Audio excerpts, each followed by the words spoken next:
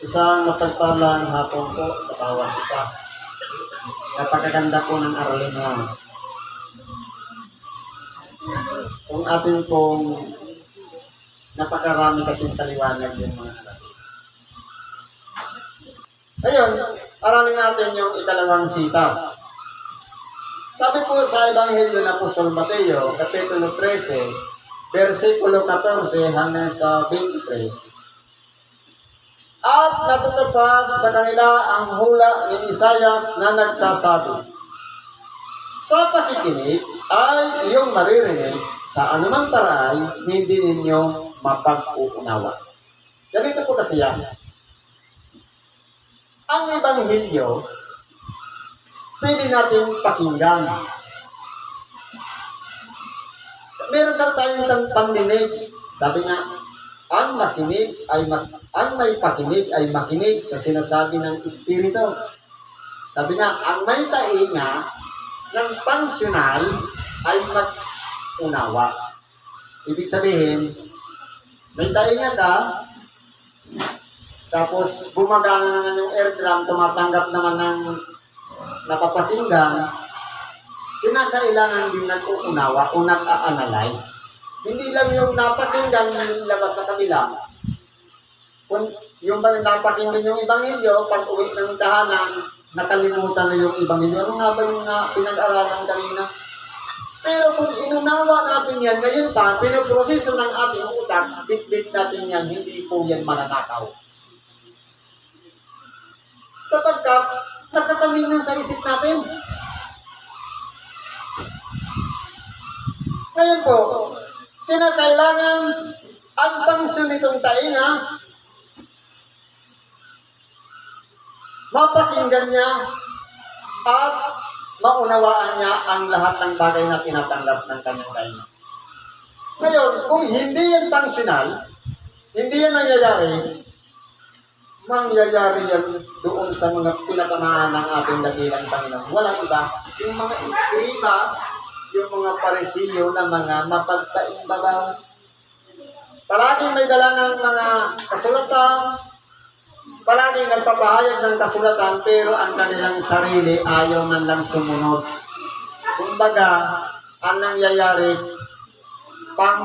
parang paimbabaw lang ang pagpapakitang o pagpapakabanal o pakitang tao lang ang kabanalan at hindi nakikita sa kanilang mga gawa. At sa pagtingin ay iyong makikita sa anumang paraan hindi ninyo mamamalas. Pero sa lalaki, mabilis yan. Di ba ka? Kapag nakita ng lalaki ang isang babae, namamalas niya pa, ang ganda niya. Kasi may reaction eh. Ang ganda niya naman, no? Dahil nakita na, gamit ang mata, namalas niya pa. Pero kung titingnan natin, sa buhay bilang tagasunod ni Kristo, kung tayo po'y maraming nakikita mga bagay na mabubuti, na pinasusunod ng mga nasa unahan natin, mga leader, nagbibigay ng aral o turo sa makatuwid bagay yung nagpapahayag ng Ebanghelyo. Yung mga halimbawa na ibinibigay katulad ng halimbawa din na ginawa ng ating dakilang Panginoon at sinunod ng kanyang mga alagad. At ganun din yung mga tagapangaral. Kung hindi natin nakita yung mabuting gawa, marahil tayo ay bulag. Sabi dito, sapagkat kumapal ang puso ng bayang ito, at mahirap ng mga karinig ang kanilang mga tainga, at kanilang ipinikit ang kanilang mga mata, baka sila'y mga kakita ng kanilang mga mata, at mga karinig ng kanilang mga tainga, at mga kaunawa ng kanilang puso, at muling mga balikloob, at sila'y aking pagalingin. Kaya po ang Diyos, kung aaralin natin, kahit na tayo'y maging katulad ng isang iskriba o parisiyo na mga mapagpaimbabaw. Kung hindi pa tinatanggap ng ating unawa Una, mamalas ng ating mata ang mga bagay. Sa oras na iyan ay mamalas at maunawaan, may pagkakataon tanggapin ng ating Panginoong Diyos na sila'y pagagalingin o kaya ipagkakaloob na yung tunay na kagalingan na sila'y karapat-dapat sa harapan ng Diyos. Ang mahirap po, yung alam na yung gawang mabuti pero hindi pa ginawa, yun ang mahirap. Bakit? Dahil po si Kristo, nung dumipa sa cross, ang sabi niya lang sa panalangin o nung sinabi niya sa Ama, sa unang palabra, Ama, patawarin mo sila sapagkat hindi nila nalalaman ang kanilang ginagawa. Ibig sabihin, ang sakop lang pala ng inihingi ng tawad ng ating dakilang Panginoon na nakabayubay sa cross, yung mga tao na gumawa ng kasalanan na hindi naman nila alam. Pero yung nakakaalam na ng kasalanan at patuloy niya pa rin ginawa, sabi nga, wala nang natitira panghain, minsan lang ang ating dakilang Panginoon nagtatakot sa cross at hindi na muli siyang babalik. Babalik siya sa paghukom na. Kaya po tayo po mga tao, kinakailangan po pahalagahan natin yung pamamaraan ng Diyos kung paano tayo tinawag. Ay tinawag galing sa karamdaman, may tinawag dahil alalay lamang ng karamdaman, may tinawag dahil lamang nakapakinig ng Ebanghelyo, o kaya dahil kakilala yung isa ng dating tinawag. Palagahan natin po yun. Ngayon, lahat po tayo nakikinig ng mga Ebanghelyo. Iba-ibang tagapagpahayag, iba-ibang pagpapaliwanag, iba-ibang kaloob na nananahan sa bawat tagapagpahayag. Ang bawat buka ng bibig, magkakaiba-iba ng sinasabi, pero iisa lang ang Espiritu ang pinanggagalingan niya. Kaya po, kung tayo po'y gumagawa ayon sa iisa ring Espiritu, kinakailangan nating sumunod, tanggapin. O ang aral man, unawain, at ang mga bagay na nakikita natin mabuti, dapat kinakailangan natin mamalas. Sabi nga sa Bicol, ang nahiling kan mata, dapat na mamansayan. Ang nadangog kan talinga, dapat nasasaputan. Magkakaiba-iba kaya yan. Datapwat mapapalad ang iyong mga mata sapagkat nakakakita at ang iyong tainga sapagkat nakakarinig, sapagkat katotohanan sinasabi ko sa inyo,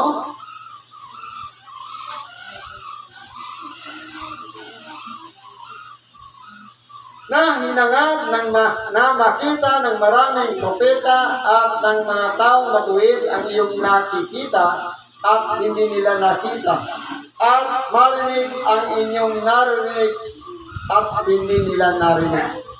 Ito po'y sinabi ng ating dakilang Panginoon doon sa kanyang mga kaharap. Marami ang mga propeta na umasam na makita ang ating dakilang Panginoon, pero hindi nila nakita. Pero, bagamat ganon, nagsulat sila para doon sa ating dakilang Panginoon na ipinakikilala nila ang Panginoon doon na hindi pa bumababa ang ating dakilang Panginoon. Nagsulat ang mga propeta. Pero yung mga kaharap ng ating dakilang Panginoon na nakapaligid sa Kanya, hindi siya nakilala. Bakit? Kung nakilala sana nila, hindi siya ipinapakot sa cross. Sinong nakakilala sa ating dakilang Panginoon? Walang iba, yung mga masasamang espiritu. Anong sabi ng masamang espiritu? Ikaw na anak ng kataas-taasan, naparito ka ba upang kami puksain? Ibig sabihin, kilala siya ng masamang espiritu, pero yung mga taong nakapaligid sa kanya, hindi siya kilala. Kaya nga siya ipinapakot sa cross. Ngayon, Sa panahon ngayon, dahil ang ating dakilang Panginoon umakyat na sa langit, madali na natin makikilala si Kristo sa pamamagitan ng aral. Ngayon, maraming tagapangaral ngayon na nagpapahayag, ang pinaka-purpose lang naman, hindi salvation o kaligtasan, kundi kasama na doon ang tithe o pagbibigay ng mga kaloob. Sabi nga, may parte yung mga leader na tumanggap ng kaloob. Halimbawa ito, maghulog ka dito, ibanghilyohan kita, maghulog ka dito, kahati ako. Parang ganon sa ibang grupo. Pero sa atin, wala, ang tagapagpahayag, libreng magpahayag. Ngayon naman, magkakalog tayo dito, para naman gumanda-ganda yung templo. Kailangan diyan makabili ng bandera at kung ano-ano pang kailangan pang nandito. Malay mo may magandang loob. Isang buwan ko may pintura na yun. Ano sabi dito?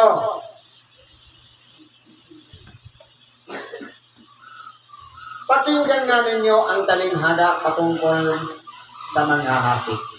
Naalala niyo po ba yung talinhaga sa mga hasik? Ang mga hasik ay paghasik. Ang una may tumama sa batuhan,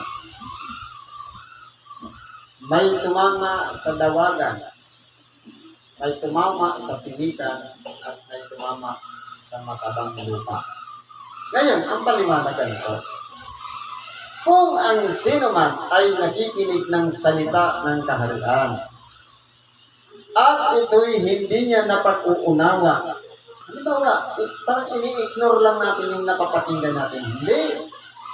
Nagpapagaling lang naman yan, nagpapahayag na yan eh. Nagyayabang lang yan. Ibig sabihin, hindi natin nauunawaan yan. At ito hindi niya napag-uunawa, ay pinaruunan ng masama at inagaw ang nahasik sa kanyang puso. Ito yaong nahasik sa tabi ng daan. Katulad na naman yan ng putong na ipinagkaloob sa atin. Kapag tayo po ay hindi seryoso sa tinanggap natin, na parang wala lang, parang nangyari, attendance lang naman ang kailangan nun eh, kaya parang naging member ka. Hindi naman, kailangan mo lang talaga makinig ng Ebanghelyo para sabihin ng kapatid na nandyan ka, hindi mo na-miss na umatid ng templo. Kung parang ganun lang ang pag-iisip, katulad lang yan ng isang binhi na nahulog sa tabi ng daan. Parang wala lang. Anong pangalawa? At ang nahasik sa batuhan ay yung nakikinig ng salita at pagdakay tinatanggap ito na may galak. Yun bang sa oras na napakinggan yung Ebanghelyo, proud na proud siya. Ang ganda ng napakinggan ko ngayon. Hindi kong gamitin ito sa aking pang-araw-araw na pamumuhay. Gayon man, wala siyang ugat sa kanyang sarili. Kumbaga, hindi nakasibol. Hindi ba ang binhi, kapag hindi yan nagkaroon ng ugat, magkakaroon ba yan ng usbong? Wala. Kaya nga ano ang ginagawa ng mga nagtatanim ngayon ng artificial, kinakailangan muna magkaugat para magkaroon ng sibol. Hindi mauuna ang sibol, palaging ugat ang una. Ngayon, kung magkaroon na yun ng ugat sa kanyang sarili, pero ang problema, hindi tumagal. Kumbaga, nakulangan sa dilig, nakulangan sa follow-up. Minsan lang nakapakinig ng Ebanghelyo, next week hindi na umaten. Kumbaga,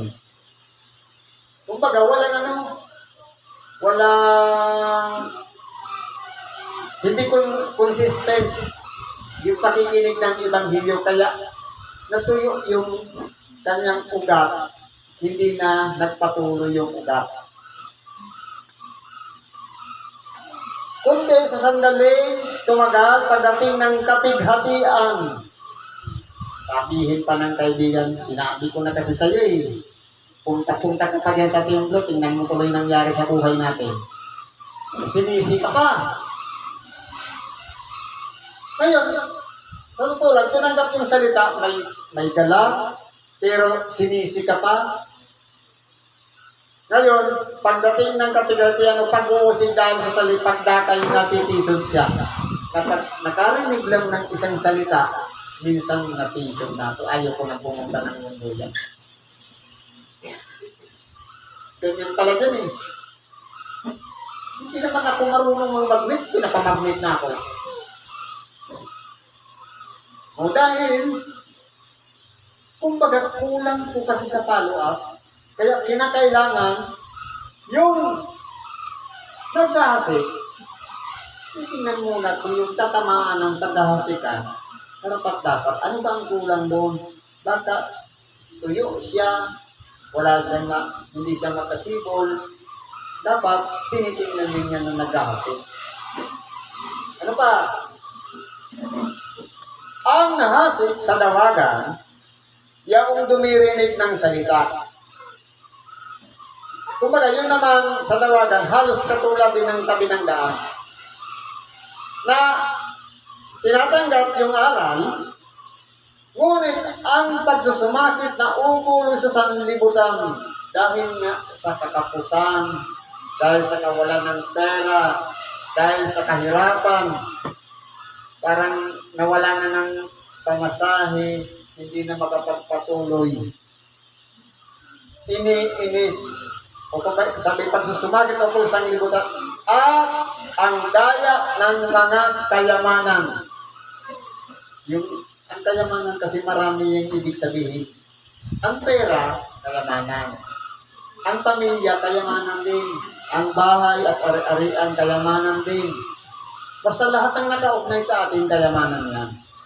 Ngayon sabi nga, hindi kayo makapaglilingkod ng sabay sa Diyos at sa mga kayamanan. Iiwan mo ang isa, iibigin mo ang isa. Kaya hindi pwedeng pagsabayin ang pamilya sa ang Diyos. Ano sabi ng ating dakilang Panginoon? Ang umibig sa kanyang ama, ina, kapatid na lalaki o kapatid na babae, o anak na lalaki o anak na babae nang higit kaysa sa akin ay hindi karapat-dapat sa akin. Ano sabi dyan sa bandera? Love God above all. Dapat mas priority natin ang Diyos kaysa sa ating mga anak. May pang manalangin ka na lang, ay mauna kang manalangin bago ka bumaba ng bahay kaysa una mong hinawakan yung manok, hinimas-himas bago nag-pray. Ito po yung love God above all. Ibig sabihin, above all, yun na yung gawin natin, kautusan sa buhay natin. Inggit pa nga yung mga bata. Buti pa ika nga yung manok. Meron pang, may vitamins. Pero yung anak wala. O meron pang concentrate. Ang anak wala man lang puro noodles. O ano makukuha mong sustansya sa noodles? Minsan may uod ka. O dahil expire na. O kaya kung aralin natin, yan ang realidad ng buhay. Totoo po yan. Kaya po, kung tayo pong mga tao may pagpapahalaga sa Diyos, pangalawa yung mga mahal natin sa buhay, pangatlo na lang yung manok. Dapat himbag natin gawin priority yung manok. Pwede natin sigurong pakinabangan yan, katayin na lang gawin fried chicken. Makakain pa yung anak. Ang problema, pinangsabong, may tama ng sugat, may lason yun. Hindi pwedeng kainin ng bata. O kaya po, yan mga nangyayari kapag ininis yung salita. Yung natitira na lang na, yun na nga lang yung napakinggan mo, na huwag kang magnanakaw, na wala pa, nakapagnakaw. Katulad yung ng binhi na nahulog sa dawagan. Ito ang maganda. at ang nahasik sa mabuting lupa. Kaya ang tinatawag na lupa, tayo po yun. Pero dapat maging mabuti yung lupa. Mahirap kung masamang lupa. Naging masama dahil nakaamoy lang ng parehas na lupa, ang sabi na sa kanyang kapitbahay, amoy lupa. O dapat maging mabuti tayong lupa. Ano siya? Siyang dumirinig, nakakaunawa ng salita, na siyang katotohanang nagbubunga. Kinakailangan nakikitaan ng bunga. Ano yung bunga? Halimbawa, nakarinig ka ng Ebanghelyo, anong mga aral ang turo na napakinggan? Halimbawa, ano ang aral na napakinggan natin ngayon? Na pwedeng magbunga. Walang iba, ang tayong mga tao, makinig tayo ng Ebanghelyo, unawain natin. Maraming bunga po yun. Halimbawa, itinuro sa atin ang pagparaya. Sabi, ang kumuha ika nga ng kasuotan, ibigay mo pa pati tunika. Pag kinuha ang damit mo, pati jacket, ibigay mo. Sabi, dinugi ako. Isinabi yan ng ating dakilang Panginoon. Siguro, kapag nawalan ka ng isang ari-arian, hayaan mong dagdagan pa, baka may iba kang lupa sa ilang lugar. Halimbawa, meron kang, kapag meron ka kasing pagpapahalaga sa kapwa, hindi mo iisipin niya, ang palagi mong iisipin, ipinanganak akong walang dala, aalis akong walang dala. Wala naman tayong bitbit pagdating sa sanglibutan. Ang bitbit lang natin, nag-iisang pangalan. Pero pag sabi, hindi naman totoo yan, Brad. Dahil pagpunta ko ng pagkuha ko ng NBI clearance, may kapangalan ako. Pag-ingatan lang natin yan na huwag madungisan ng sanglibutan. Sapagkat, kapag iyan po ay ginawa natin isang mabuti na lupa, ang ating nag-iisang pangalan na yan na ipinagkaloob ng Diyos sa atin, na ibininyag sa atin, tunay na po na iyan ay magbubunga. Madali po yan tumanggap ng aral. Magbubunga yan ng tig-100, ang ilay tig-6 na po, at ang ilay tig-3 po. Sa makatuwid, makikita yan sa ating mga gawa.